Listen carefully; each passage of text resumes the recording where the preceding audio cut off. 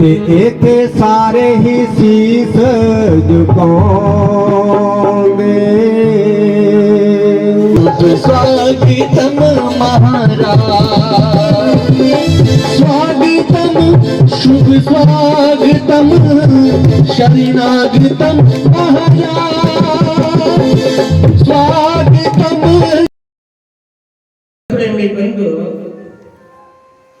दूआ नंबर मेरा सत्संग तुसें पता है बड़ा सीधा जिहा होंदा है, थोड़ा चल ਜਿਹੜੀਆਂ ਗੱਲਾਂ 2-4 ਮਿੰਟਾਂ 'ਚ ਕਰੀ ਹੋਣੀਆਂ ਨੇ, ਕਦੇ ਉਹਦੇ ਉੱਪਰ ਗਿਆ ਚਲੋ ਤੇ ਬੇੜਾ ਪਾਰ ਹੋ ਜਾਂਦਾ ਅਗਲੇ ਆਦਮ ਤੇ ਸਾਰੀ ਉਮਰ ਜੇ ਕਰ ਇੰਨਾ ਮਨੇ ਦੀ ਅਰਜਾਣੇ ਵਾਸਤੇ ਘੜੀ ਇੱਕ ਮਜ਼ਾ ਲੈਣੇ ਵਾਸਤੇ ਮਨ ਦੀ ਮਸਤੀ ਚੜੀ ਤੇ ਜੰਦੇ ਜੰਦੇ ਉਤਰੀ ਗਈ, ਉਹ ਗੁੱਸਾ ਜਾਂਦਾ। ਧਰਮ ਪ੍ਰੇਮੀ ਬੰਧੂ, ਅਸਲੀ ਪਰਮਾਤਮਾ ਗੱਲਾਂ ਬੁਲਾਣੇ ਲਈ ਮਿਲਣੇ ਲਈ ਸੰਤ ਸਮਝਾਉਂਦੇ ਨੇ ਤੇ ਕਿਹੜੀਆਂ ਗੱਲਾਂ ਦੀ ਲੋੜ ਹੈ। ਇੱਕ ਦੇ ਗੁਰੂ ਚਾਹੀਦਾ ਜਿਹੜਾ ਸੱਚ ਦਾ ਉੱਪਰ ਅਗਰ ਕੋਈ ਸ਼ਿਸ਼ ਗਲਤ ਕਰਦਾ ਹੈ ਤੇ ਤੁਸੀਂ ਸਮਝਾ ਗਲਤ ਆਖਾ, ਭਾਵੇਂ ਉਹ ਲੱਖਾਂ ਰੁਪਇਆ ਦੇ ਮੱਥਾ ਟੇਕਣੇ ਵਾਲਾ ਅਗਰ ਗਲਤ ਜਾਂਦਾ ਹੈ ਤੇ ਗੁਰੂ ਨਹੀਂ ਠਾਕਦਾ ਤੇ ਉਹਦਾ ਕਲਿਆਣ ਨਹੀਂ, ਉਹਦਾ ਸੱਤਿਆਨਾਸ਼ ਹੈ। उसी रोकना बच्चों ये गल गलत है, इहदे कन्नै गुरु को नहीं बनाउंदा तो परमात्मा ने कुछ बनाउंदा। पर ये गुरु लालची होया, उसी पैसे देने वाला होया चेला तो गुरु बोलदा कि नहीं, उसी के लोग बोलदे जो मर्जी करता चेला नाराज हो जाए पैसे बोलदे। उसी रास्ता दसना गुरु का कर्म है कि 84 ਲੱਖ ਜੂਨੀ ਭੋਗਣੇ ਦਾ ਬਾਅਦ ਇਨਸਾਨ ਦਾ ਜਾਮਾ ਮਿਲੇਗਾ ਅਸਲੀ, ਤੇ ਸ਼ੁਕਰ ਕਰੋ ਕੋਈ ਪਿਛਲੇ ਜਨਮੇ ਦੇ ਕੋਈ ਚੰਗੇ ਕਰਮ ਹੋਏ ਔਰ ਸਾਨੂੰ ਕਰਮੇ ਅਨੁਸਾਰ ਅਸਲੀ ਘਰ ਮਿਲੇ। ਮਾਤਾ ਪਿਤਾ ਵੀ ਕਰਮੇ ਅਨੁਸਾਰ ਮਿਲੇ, ਘਰ ਵੀ ਕਰਮੇ ਅਨੁਸਾਰ ਮਿਲਿਆ, ਪੁੱਤਰ ਵੀ ਕਰਮੇ ਅਨੁਸਾਰ। ਔਰ ਅੱਗੇ ਵੀ ਸਾਰੇ ਕਰਨਾ ਕਰਮ ਜਾਣੇ ਨੇ। जे पिछा अच्छे कीते ने, आज अच्छी संतान है, अच्छा पति है, अच्छे माता पिता ने, ते अगले लिए भी कुछ करी लो, अगले जन्म लिए कुछ करो। देखिए सारे कोई बच्चा टेढ़ा पर जन्म लेंदा, कोई महले में जन्म लेंदा।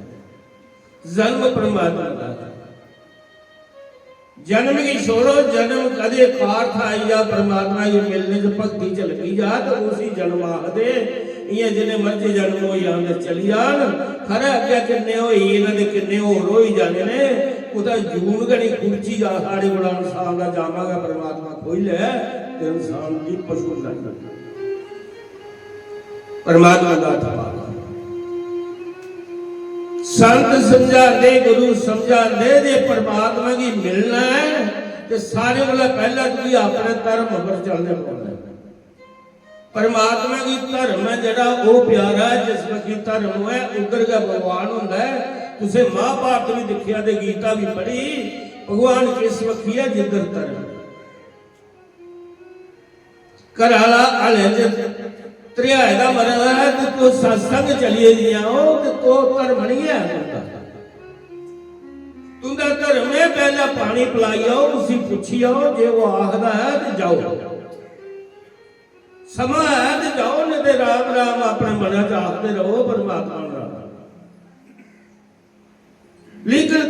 उसे की दुख दई है राम राम आखना आराम। फिर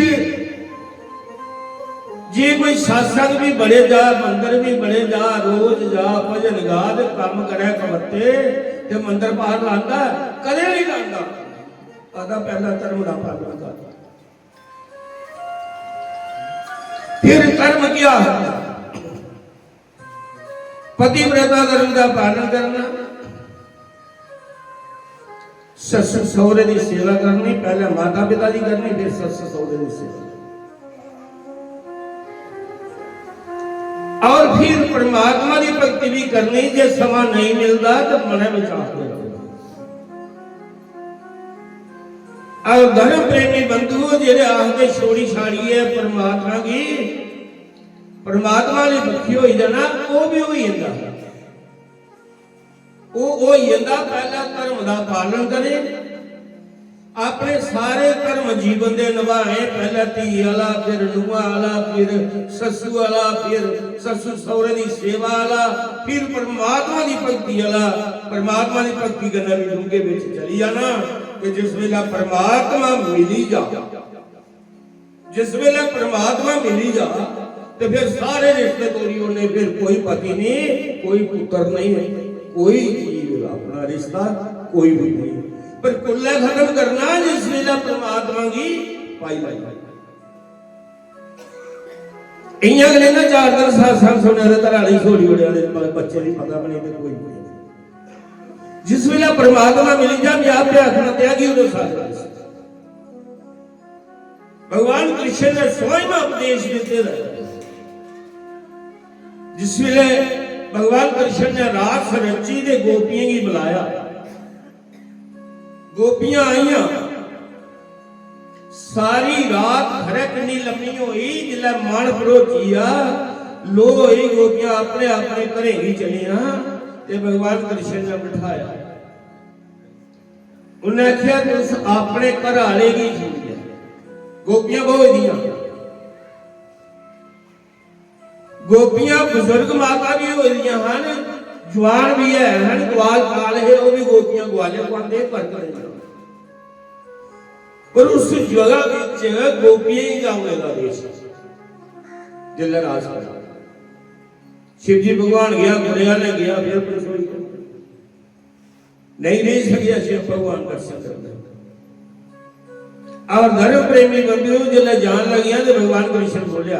गोपियों तुझसे अपने धर्म का पालन नहीं किया अपने पतियों ही सुते दे छड़िया ते मेरे कने रास पाए मिगी जवाब दो तुझे केड़े धर्म का पालन किया तुझे किया भगवान को एक गोपी बेली कि हे कृष्ण मेरा एक प्रश्न है उसका उत्तर दे मैं भी तुझे एक सवाल पूछना भगवान कृष्ण ने आख्या पूछ आखर लगी एक गोपी ही ओदे घर वाला प्रदेश चल गया पहले तो घर वाले की पूजा करती ही उसी मत्था टेकती ही जिला वो चली आ तो उन्हें उसका फोटो रखी उन्हें पहले अपने घर वाले भोग लाना फिर रोटी खानी